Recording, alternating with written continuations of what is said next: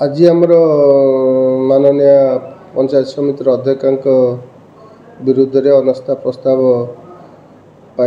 Meeting आगत कराइथिला किंतु गतकाली तहसीलदार जी कि आम प्रिजाइडिंग अफिसर थिले तांको चिठी मुताबक आम जाना पाइलु जे 11 जन समिति सभ्य अनुगुल एक हस्पिटाल रे गुरुतर रोग रे चिकित्सित होउचंदी।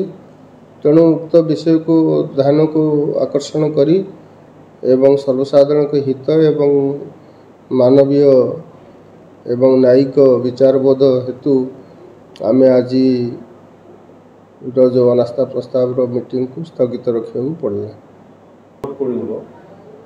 आम परवर्ती जितेबले दिन धार्य करा सेटा पुणी पुनश्च समस्त समिति सभ्य मानू जनाई दिया।